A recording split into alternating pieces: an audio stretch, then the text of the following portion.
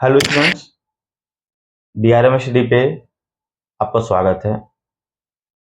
मैं आपके लिए चैप्टर नंबर 5 जो अर्थमेटिक प्रोपोगेशन है उसका एक्सरसाइज 5.1 लेकर के आ गया हूँ। ठीक है, इसके पहले क्वाड्रेटिक इक्वेशन का जितने सारे क्वेश्चन है सभी का सॉल्यूशन है जो इस चैनल पे अपलोड कर दिया गया है। ठीक है, तो आप क्वाड्रेटिक इक्वेशन को आप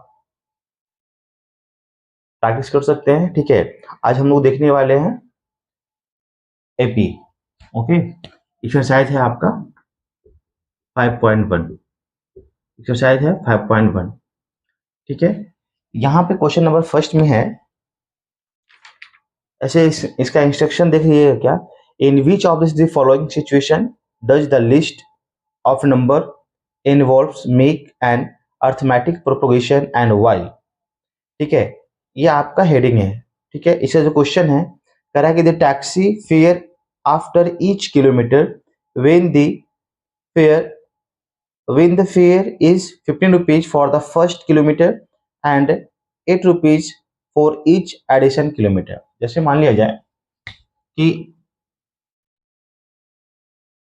यहाँ पे आपकी जैसे ये डायरेक्शन है, मतलब डिस्टेंस है। ठीक है, और यहाँ से अगर यहाँ तक जाते हैं 1 किलोमीटर पड़ता है। ठीक है, सपोज दैट 1 किलोमीटर है। फिर जब सेकेंड किलोमीटर जाते हैं, जब नेक्स्ट जाते हैं 1 किलोमीटर, तो आपको 8 रुपया है जो यहाँ 2 किलोमीटर हो जाएगा। ठीक है, फिर यहाँ पे 3 किलोमीटर हो जाएगा, 3 किलोमीटर हो जाएगा, डिस्टेंस है आपकी। ऐसे ही जिस तरह जितना आप आगे बढ़ते चले जा रहे हैं, यहाँ पे अगर यहाँ से यहाँ तक जाते हैं तो आपका जो चार्जेस होता है वो 15 रुपीज हो जाता है। जैसे ही आप और आगे जाते हैं तो आपके जो चार्जेस हो जाता है वो 8 रुपया और ऐड हो जाता है ना। आज आजकल जो है ओला वाले में यही सब सिस्टम होती है। ठीक है, या फिर क्या बोलते हैं, या फिर अगर कोई रिजर्व पर ले जाते हैं तो उस कंडीशन में भी ऐसा ही होता है। ठीक है, तो देखिए यहाँ पे हम लोग जो बनाने वाले हैं, पहला क्वेश्चन में क्या है कि टैक्सी फॉर द फर्स्ट, यहाँ पे लिखेंगे क्या, taxi taxi taxi fare of first fair या फिर 1 किलोमीटर है ना। 1 किलोमीटर कितना लेता है, 15 रुपीज लेता है। ठीक है, फिर taxi fare of second kilometre,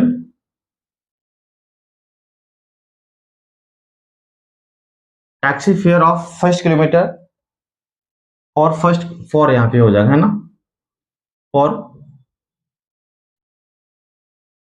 first 1 kilometre में लेता है। जैसे ही आप दूसरा किलोमीटर जाते हैं तो आपको 15 रुपया में क्या हो जाता है, 8 रुपया और ऐड हो जाता है। दैट मीन्स इसके बाद जो होगा वो कितना रुपया हो जाएगा, 23 रुपये हो जाएगा। समझ में आ रही है। या फिर जब नीचे जाते हैं तो taxi fare for third kilometre, तो इतना में सॉरी यह रुपया हो जाएगा। फिर आपको 23 रुपीज में प्लस 8 हो जाती है, दैट मीन्स 31 रुपीज हो जाएगा। कितना हो जाएगा, 31 रुपीज हो जाएगा। फिर टैक्सी फेयर फॉर 4 किलोमीटर, तो ये हो जाएगा आपका फिर 31 रुपीज में 8 रुपीज ऐड हो जाएगा, 8 रुपीज ऐड हो जाएगा, तो कितना हो जाएगा, 39 रुपीज हो जाएगा। यानी ऐसे ही है जो कि आपकी चलती चली जाती है। जैसे आप 1 किलोमीटर और आगे जाइएगा वैसे ही 8 रुपया और एडिशन आपका होते चला जाएगा। ठीक है, तो ये ही आपका है एपी। एपी में क्या होता है कि पहला क्या था, 50 रुपीज था, फिर 23 रुपीज हो गया, फिर आपकी 31 रुपीज हो गया, फिर 39 रुपीज हो गया,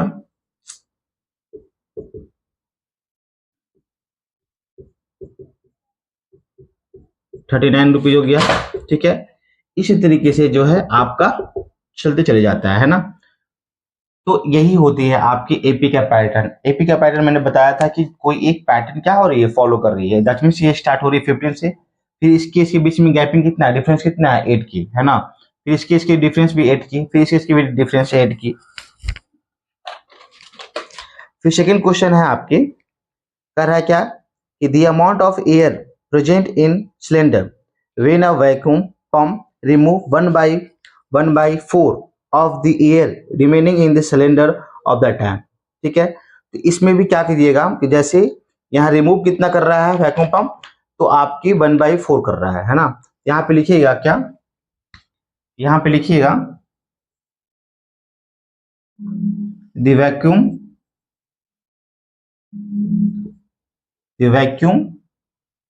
पंप वैक्यूम पंप रिमूव्स कितनी कर रही है, 1/4 कर रहा है। कितना कर रहा है, 1/4 कर रहा है। फिर जब ये रिमूव कर देगा तो उसके बाद कितना बचेगा उसमें, है ना। तो यहाँ पे आफ्टर आफ्टर रिमूव, इसमें कोई एक 1 होगा, 1 माइनस 1/4 इक्वल टू कितना हो जाएगा, इससे से मल्टीप्लाई कीजिएगा, 3 माइनस 1/4 दैट मीन्स कितना हो जाएगा, सॉरी यहाँ 4 हो जाएगी ना, 4 यानी 3/4 हो जाएगा, है ना। ऐसा ही है कि चलते चला जाएगा, ठीक है ना। यहाँ पे हो जाएगा कि 3/4 पार्ट, है ना, 3/4 part of air will remain. ठीक है, अब एपी के कंडीशन में अगर इसको अप्लाई करेंगे तो एपी हो जाएगा क्या, फर्स्ट तो आपका 3/4 हो गया, उसके बाद जो बचेगा वो 3/4 का स्क्वायर बचेगा, फिर उसके बाद 3/4 का 3 बचेगा, फिर उसके बाद 3/4 का पावर 4 बचेगा, डैश डैश डैश डैश ऐसे चलता चला जाएगा। ठीक है ना, तो इस तरीके से है जो एपी को सॉल्व करेंगे। आपका फर्स्ट का सेकेंड था, फर्स्ट का सब्स्टिट्यूट है ना। चलिए इतना नोट कीजिए, फिर आगे बताते हैं, ठीक है। नंबर फर्स्ट का थर्ड, इसमें कह रहा है कि the cost of the digging wall, जब एक वॉल को खोदाई की जाती है ना, तो उसमें कह रहा है ना कि जो एवरी मीटर जब होती लेती है, मतलब एवरी मीटर, 1 मीटर का जब खुदाई करती है तो उसने कितना रुपया चार्ज करता है, 150 रुपीज। ठीक है, कितना करता है, 150 रुपीज, लेकिन फर्स्ट 1 मीटर का। फिर जैसे ही वो आगे भी बढ़ता है, 1 मीटर और बढ़ता है, तो आपका जो चार्जेस है वो कितना ऐड कर दे रहा है, इसमें 50 रुपीज ऐड कर दे रहा है। ठीक है ना, तो इस पे आप लिखिएगा क्या कि द कॉस्ट ऑफ डिगिंग, है ना, क्या लिखिएगा, third, the cost of digging for first meter equal to कितना ले रहा है इसमें, 150 रुपीज ले रहा है। कितना ले रहा है, 150 रुपीज ले रहा है। ओके, फिर लिखेंगे कॉस्ट ऑफ डिगिंग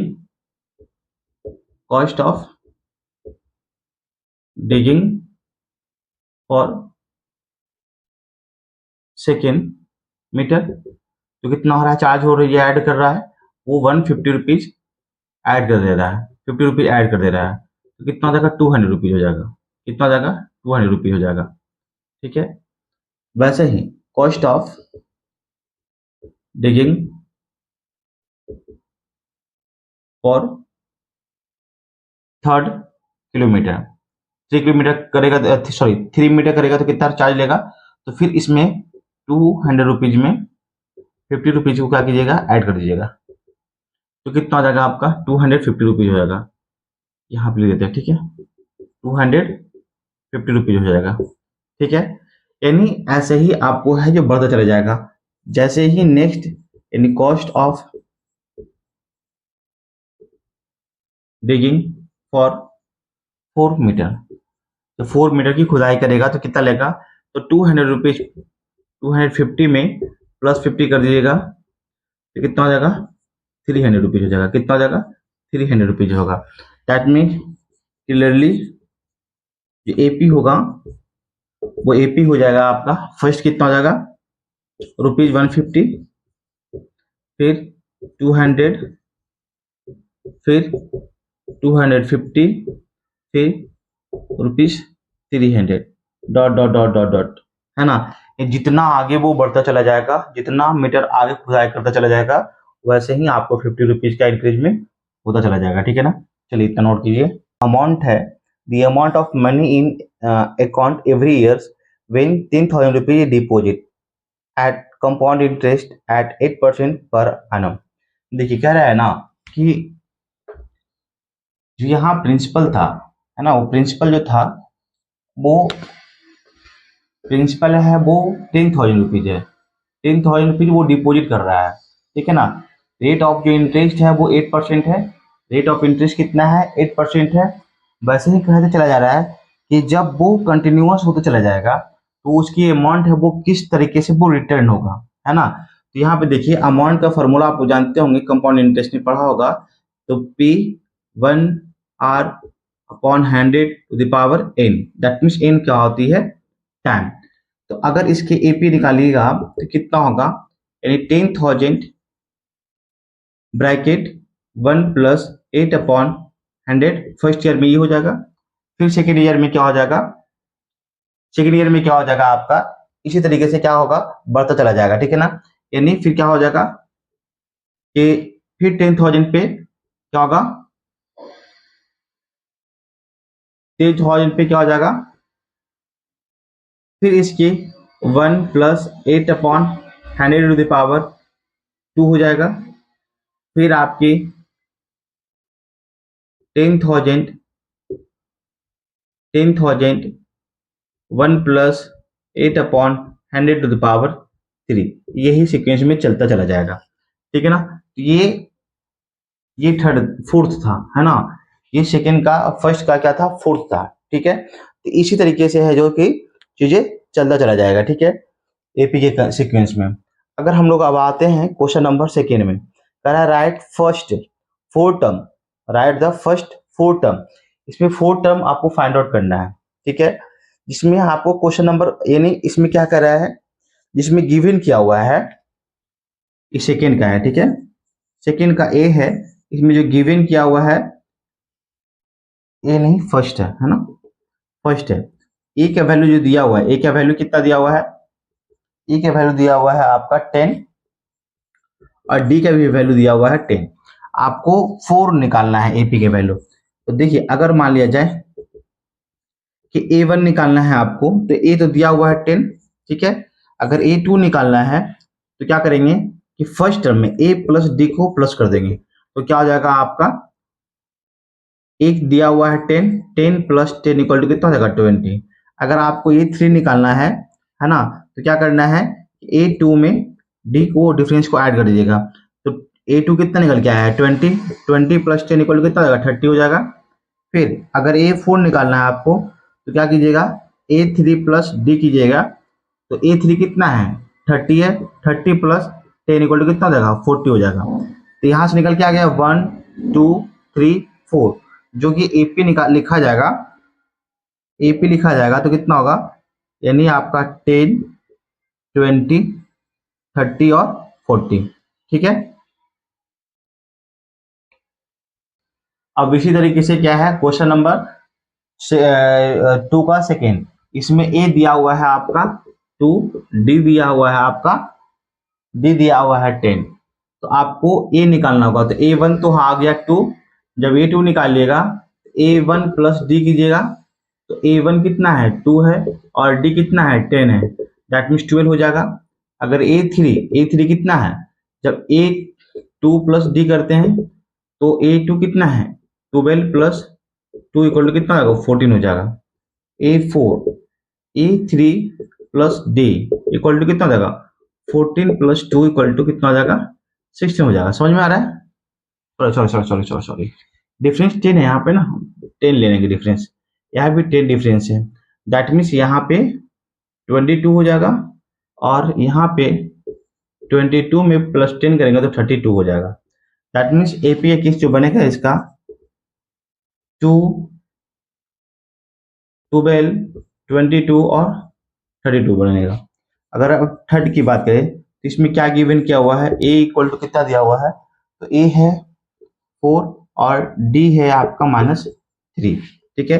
तो इसमें हम लोग का ए वन तो पता चल गया, ए वन कितना है 4 है।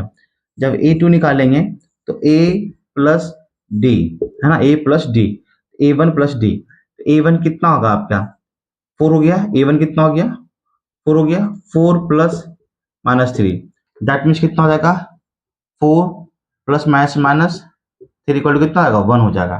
फिर ए थ्री निकालिएगा तो हो जाएगा A two plus D, A two कितना निकल के आया है आपका 1, और जो डी था वो कितना था -3, तो कितना होगा 1, फिर plus minus minus plus plus minus minus हो जाएगा 3, इसका कितना आएगा -2 हो जाएगा।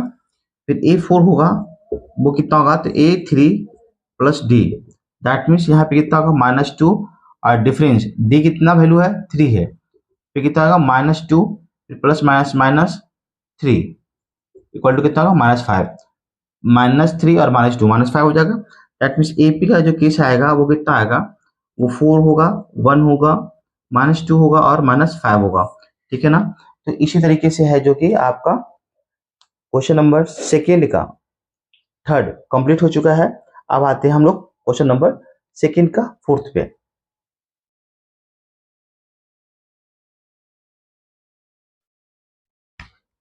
यहां देख लेंगे फोर्थ का देख लेंगे, यहाँ पे क्या है, ए का वैल्यू -1 है और डी का वैल्यू 1/2 है, ठीक है। तो यहाँ पे निकालेंगे ए वन तो दिया हुआ है आपका -1, ए2 निकालेंगे तो क्या करेंगे a1 प्लस डी, जो कि a1 है -1 और डी कितना है 0.5 भी सकते हैं, कोई दिक्कत नहीं है। तो कितना होगा जब इसको घटाइएगा तो कितना होगा 1 में अगर 0.5 जाएगा तो आएगा 0.5, ठीक है, कितना आएगा -0.5। अगर a3 निकालिएगा तो a2 plus D equal to हो जाएगा जी -0.5 प्लस 0.5, जिसमें आएगा 0, है ना, प्लस माइनस माइनस 0 हो जाएगा। फिर अगर a4 निकालिएगा तो a3 plus D equal to कितना होगा 0 और प्लस 0.5, दैट मीन्स कितना आएगा ये आपका 0.5 आ जाएगा, ठीक है। यानी एपी का केस जो होगा इसमें बनेगा वो आएगा -1, फिर आएगा -0.5, फिर आएगा आपका 0, फिर आएगा 0.5, ये हो गया आपका एपी के केस में, ठीक है। तो ये आपका हो गया क्वेश्चन नंबर सेकेंड का फोर्थ